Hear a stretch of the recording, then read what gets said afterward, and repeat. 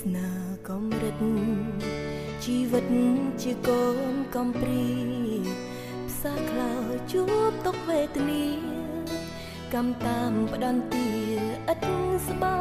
យមានតាទឹកភ្នែក